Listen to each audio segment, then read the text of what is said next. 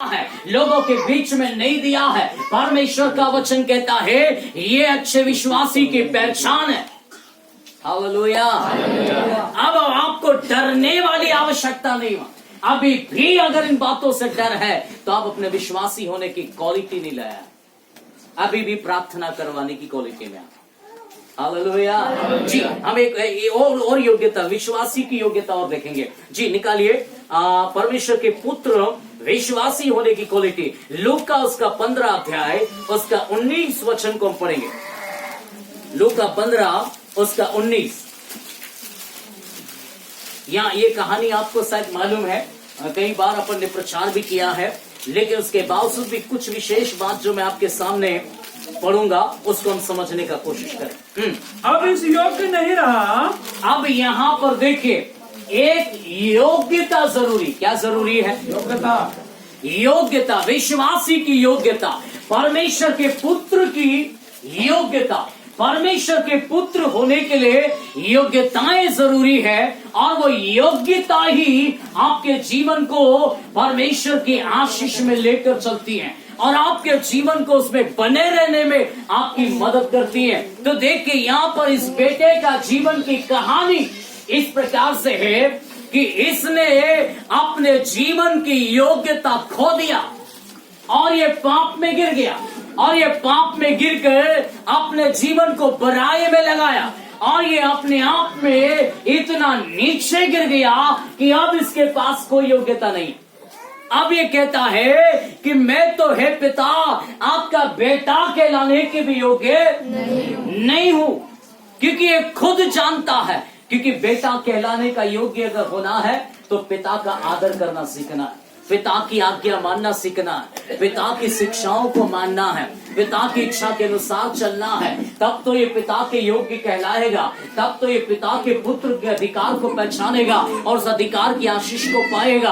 अगर इसने अपने पिता को नहीं पहचाना, पिता की बातों को नहीं सुना, उनकी बातों को अनदेखा किया, तो ये कैसे उस अधिकारों को मैं जी सकता है, कैसे उस अधिकारों को प्राप्त कर सकता है? इसलिए ये खुद क्या कहता है, मैं तो इस योग्य नहीं हूँ, मैं इस योग्य नहीं हूँ जी। तब क्या कहता है पिता अब मैं इस योग्य नहीं रहा कि तेरा पुत्र कहलाओ। हाँ जी, मुझे अपने एक मजदूर के समान रख ले। ये क्या बोलता, मुझे तो कैसे रख ले तू? एक बेटा मजदूर कैसे हो सकता है? एक पिता का बेटा उसको मजदूर के समान कैसा रख सकता है? पिता कैसे रख सकता है? वो तो संभव नहीं है, वो संभव नहीं है। लेकिन ये कहां तक बात करता है, मैं इस योग्य नहीं हूं, मेरी योग्यताएं इसके अंदर नहीं है, मैं आपके योग्य नहीं हूं। उसने योग्यताएं खो दिया, बेटा कहलाने की योग्यताएं खो दिया, अपने जीवन में विश्वासी जीवन की योग्यताओं को खो दिया, और उसके बाद ही आशीषों को मांग रहा, उसके बाद ही अपने जीवन में ये कह रहा है मुझे आशीष क्यों नहीं, मेरे जीवन में ये ऐसा क्यों नहीं, मेरे जीवन में ऐसा क्यों नहीं हो रहा। आप केवल अपने जीवन में प्रभु पर उंगली उठाना सीख सकते हो, लेकिन अपने जीवन में आप झांक कर देखोगे तभी पता चलेगा आशीष क्यों नहीं आ रहा है, मेरे जीवन में बातें पूरी क्यों नहीं हो रही, मेरा विश्वास में मेरे जीवन में काम क्यों नहीं हो रहा। आप अपने जीवन में तभी पहचान पाओगे। इसलिए परमेश्वर का वचन इस व्यक्ति को क्या समझाता है, और ये व्यक्ति अपने जीवन में कहता है मैं इस योग्य नहीं, क्योंकि इसने अपने जीवन को यहां तक खो दिया कि अपने जीवन में सारी बुराई इसके अंदर आ गई, सारी संसारिकता इसके अंदर आ गई, पूरा जीवन की बुराइयों से इसका जीवन भर गया, और भरने के बाद इसको खुद को, अपने आप को जब झांक कर देखने के लगा, तब इसको समझ में आया कि मैं तो कितना बुरा इंसान बन गया। मैं पिता की इज्जत को मिट्टी में मिला दिया, मैंने अपने पिता की इज्जत को धूल मिट्टी में मिला दिया। मैं इस योग्य नहीं रहा कि मैं आपका बेटा कहलाऊं, क्योंकि बेटा अपने जीवन में बाप की इज्जत को समझना है। बेटा अगर बाप की इज्जत को ना समझे वो बेटा ही नहीं, क्योंकि इस इज्जत को बाप ने बनाने में अपने जीवन को निकाल दिया है, अगर आज आपका पिता अगर 50 साल की उम्र का है तो इस 50 साल की उम्र में उसने अपने लोगों के बीच में अपनी एक पहचान बनकर खड़ा है। आज वो अपने लोगों के बीच में लोग अगर उसके बीच में आदर के योग्य है, उसने अपनी इज्जत को कमाया है। लेकिन बेटा इस इज्जत को ना पहचाने, बेटी इस इज्जत को ना पहचाने तो ये इज्जत को धूल में मिलाने वाला काम है। इसलिए हर एक बच्चों को अपने पिता की इज्जत को समझना होगा। हर एक बेटा बेटी को अपने पिता की इज्जत को समझना होगा और अपने पिता की इज्जत को समझकर ही आप अपने जीवन की भलाइयों को प्राप्त कर सकते हैं। यह परमेश्वर का दर्शाता और ये परमेश्वर के पुत्र के रूप में है। तो ये पिता के सामने अपनी इतनी बड़ी गलतियां करके ये शराबी बन गया।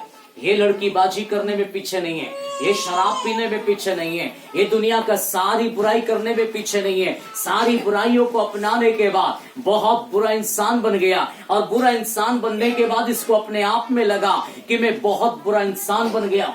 तब उसने कहा मैं इस योग्य नहीं हूं, मैं इस योग्य नहीं हूं। और ये योग्य नहीं था, तभी इसके जीवन में ये बातें आई तो क्या क्या मन लेकर आता है, बोलता है हे पिता मुझे अपना मजदूर बना ले, मुझे अपना मजदूर बना ले। पिता अपने बेटे को कभी मजदूर नहीं बल्कि अपने जीवन में देखो क्या कहता है, योग्य बनाना उसको आता है। योग्य नहीं है तो योग्य बनाना उसको आता है। सब बोलो उसको आता है। हालेलुया। तभी तो दाऊद कहता है मैं धूरे में पड़ा था और उसने मुझे चट्टान पर खड़ा कर लिया है। हालेलुया। कहाँ पड़ा था? तो धूरे में पड़ा था, धूरे से उठाकर तूने मुझे चट्टान पर खड़ा किया। गीत भी है इसका, है ना। तो कैसे वो अपने आप को याद करता है, मैं कहाँ पड़ा था, मेरा जीवन कहाँ था, उसको मालूम है, उसको याद आया मैं तो धूरे में पड़ा था, मेरा जीवन कुछ नहीं था, मैं चरवाहे का जीवन था, मैं अयोग्य था, मैं त्यागा हुआ था, परिवार से त्यागा हुआ, लोगों से त्यागा हुआ, भाइयों का त्यागा हुआ, हर एक क्षेत्र में मैं त्यागा हुआ एक व्यक्ति के रूप में था। लेकिन मेरे परमेश्वर ने मेरे जीवन पर दृष्टि करके मुझे धूरे से उठाया और आज उसने मुझे चट्टान पर खड़ा किया। ये मैं योग्य नहीं था, योग्य उसने मुझे बनाया है। जब आप योग्य नहीं थे, योग्य उसने बनाया। एक समय आपको कोई आदर नहीं करता था, लेकिन एक समय के बाद यदि आपको कोई आदर कर रहा है तो उस योग्य प्रभु ने बनाया। आपकी गवाही को उसने बदला, आपके जीवन को उसने बदला, आपके जीवन की योग्यता। इसलिए योग्यताओं को लेकर आओ, आपका जीवन में परिवर्तन होते चला जाएगा और आपके जीवन में आप परमेश्वर की आशीष में बढ़ते चले जाओगे। क्योंकि खुदा आपको बढ़ाना चाहता, घटाना नहीं चाहता, वो बढ़ाना चाहता है। क्वेश्चन मार्क नहीं है उसके सामने, सीधे सीधे परमेश्वर ब्लेसिंग में आपको बढ़ाना चाहता है। क्योंकि परमेश्वर आपके जीवन की आशीष है। प्रभु को समझ लेना ही हमारी सबसे बड़ी आशीष है। हालेलुया।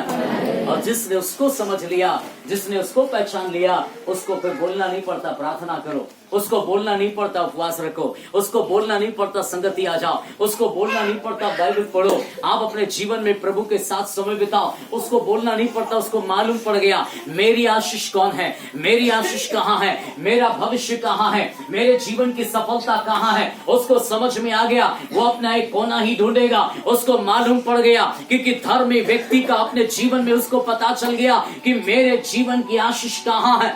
वह तो अपने जीवन में रात और दिन यहोवा की व्यवस्था में अपना मन लगाएगा, क्योंकि उसको पता चल गया ठट्टा के वो करने वालों की मंडली में बैठना मेरा लाभ नहीं है, मैं वो लोग पापी करने वालों की संगति करना मेरे लिए लाभ नहीं है, मेरा जीवन उधर जाना मेरे लिए लाभ नहीं है, वो मेरा समय की बर्बादी है, मेरे जीवन में नुकसान का वो जगह है। इसलिए वो व्यक्ति पहचानता है मेरे आशीष की जगह कहाँ है। हालेलुया। एक आशीषित व्यक्ति हो जाता है, अपनी आशीष की जगह को व्यक्ति पहचान लेता है। उसको फिर बुलाना नहीं पड़ता, वो आगे चला आता है। उसको मालूम है कहां जाना है मुझे। लोगों की नजर में पागलपन है, लोगों की नजर में मूर्खता है, लोगों की नजर में इसका महत्व नहीं है, लेकिन जिसने महत्व समझ लिया उसको पता है ये मेरी आशीष है। हालेलुया जी। इसलिए ये व्यक्ति के पास में योग्यता नहीं था, और योग्यता ना होना इसके जीवन की असफलता बन गया, और इतनी असफलता बन गया कि अपने जीवन में सुअरों का खाना खाने लगा। इतनी बुरी दशा, वस्त्र उसके ठीक नहीं है, जीवन उसका ठीक नहीं है, खान पान उसका ठीक नहीं है, जीवन उसका कुछ भी अच्छा नहीं, सब कुछ उसका बुरा हो गया। लेकिन ये वापस जब आया तो क्या बोलता, इतना नम्र बन गया कि प्रभु है पिता, अब तू मुझे मजदूर की नाई रख ले। हाँ जी, आगे पढ़िए। हाँ, तब वे हाँ। उठकर अपने पिता के पास चला। तब वो उठकर अपने पिता के पास चला। हाँ जी, वे अभी दूर ही था, वो तो अभी दूर ही था कि उसके पिता ने उसे देखकर तरस खाया। पिता ने उसको देखकर क्या खाया है? हालेलुया। अपना परमेश्वर इतना अच्छा है कि उसने आपकी खूबी के कारण उसने नहीं चुना आपको। आप में मेरे में क्या खूबी थी? नहीं था। हम तो शराबी थे, गाली देने वाले थे, झगड़ा करने वाले थे, यही खूबियां थी हमारे पास, है ना। बुरे काम करने वाले थे, बुराइयों में जीने वाले थे, किसी का भला नहीं चाहने वाले थे, लोगों के लिए जलन रखने वाले व्यक्ति थे, किसी का भी अच्छा नहीं सोचते थे। ऐसी खूबियां थी हमारे पास, और ऐसी खूबियों के बावजूद भी, ऐसी चीजों के बावजूद भी उसने हम पर दया किया। हालेलुया। अब ये व्यक्ति के पास क्या अच्छाइयां थी? सब कुछ बुराई था, सब कुछ बुरा जीवन था, कुछ भी योग्यता अच्छी नहीं थी, उसके बावजूद भी वो पिता इतना अच्छा है, तरस खाया उसने। हालेलुया। उसने तरस खाया इसके ऊपर, और तरस खाकर इसको क्या बोला? हाँ जी, और दौड़कर उसे गले लगाया। दौड़ कर गया और उसको क्या किया? गले लगाया। यह है परमेश्वर पिता की खूबी। आपकी योग्यता को देखकर उसने नहीं चुना। इसलिए बाइबल का पत्रस ऐसा बताता है, मेरा उद्धार सोना और चांदी से नहीं हुआ। हालेलुया।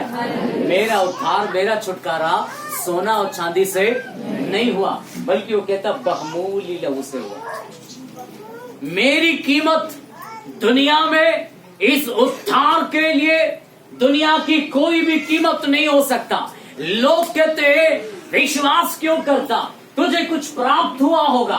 भैया बाइबल बताती है मेरी कीमत कोई लगा नहीं सकता। हालेलुया।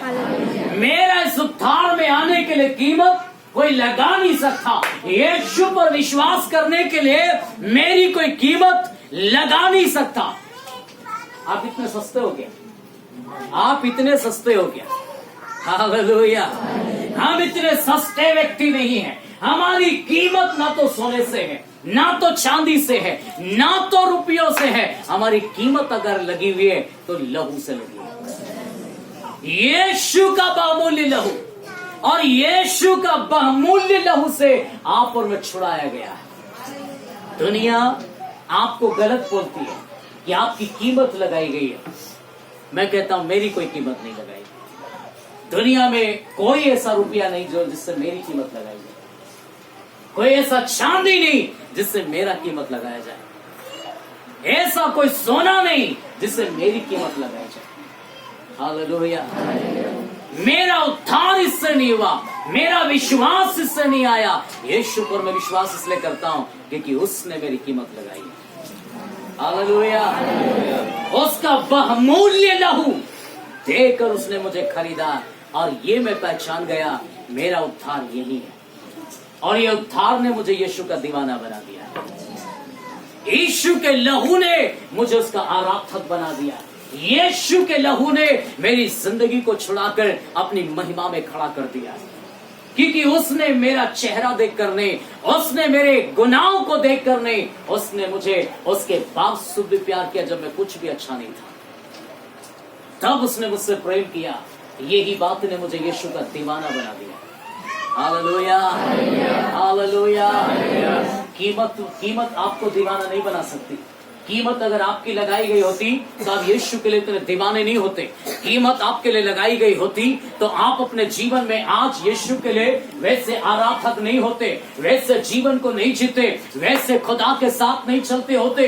एक बार यदि कोई आपको रोकता, दूसरी बार आप इज्जत नहीं होता, लेकिन आप अगर उसके बावजूद भी हो तो इसलिए क्योंकि आपके जीवन के पीछे कीमत नहीं है, खुदा की कीमत लगाई हुई है। मनुष्य की कीमत नहीं, संसार की चीजों की कीमत नहीं, खुदा के लहू की कीमत है।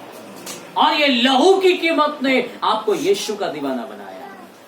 हालेलुया जी। तब आपको क्या बताता प्रभु का वचन, जब ये व्यक्ति ये क्या बोलता है कि वो दूर से पिता देखकर उसको दौड़ा और बोला तरस खाया। हालेलुया। हमारे पिता के अंदर योग्यता है कि वो तरस खाता है, वो तरस खाता है और अपने बच्चों पर क्या करता है, तरस खाता है। हालेलुया। तरस विवश करती है आपको कि आप किसी की मदद करो, आप किसी की मदद करो। यीशु को तरस आया, उसने उस कुबड़ी स्त्री जो 18 साल से कुबड़ी थी उसको प्रभु ने चंगा कर दिया। 18 साल से उसका जीवन बड़ी मुश्किलों से जी रहा था। यीशु ने देखा, उसको तरस आया और जब तरस आया तो उसने क्या किया, उसकी मदद की और उसका कपड़ा कुबड़ापन से उसको चंगाई देकर उसकी जिंदगी को बदल दिया। हालेलुया। यीशु को तरस आया, उसने 5000 लोगों को खाना खिलाया, 3 दिन से भूखे थे। यीशु को क्या आया, तरस। हालेलुया। जब आपको तरस आ जाता है और ये तरस आना आपके जीवन में आपको विवश कर देता है उठकर काम करने के लिए। आप देख नहीं सकता, आप बुराई को देख नहीं सकता, आप गलत होते हुए देख नहीं सकता। आपके जीवन में आपके सामने यदि गलत हो रहा है, व्यक्ति के जीवन में कुछ अच्छा नहीं है, आपके हृदय में वो तरस है, इसलिए आप कदम बढ़ा रहा है। और आज भी प्रभु के लोग यदि तरस खाने के कारण प्रभु के लोग ही अपने हाथों को बढ़ाता है तो लोग इसको गलत वे में लेते हैं, लोग उसको गलत बोलते हैं। भैया ये तो हमारे प्रभु ने हमको सिखाया। हालेलुया। अगर ये प्रभु का स्वभाव हमारे अंदर नहीं आता तो हम भी ऐसे ही होते, चमड़ी जाए पर दमड़ी नहीं जाए, ऐसे हम भी बन जाते। लेकिन आज अगर हम दया कर रहा है, तरस खा रहा है, तो उसका रीजन है यीशु। हालेलुया। उसका कारण है यीशु मसीह। नहीं तो सोचो ना, आपकी जेब से कोई निकाल सकता है? आज अगर कोई निकाल रहा है तो इसलिए क्योंकि आपके हृदय के अंदर यीशु का तरस आ गया और यीशु का तरस ही आपको विवश कर रहा कुछ कर गुजरने के लिए। जी तब आगे देखिए। हाँ। और बहुत चुमा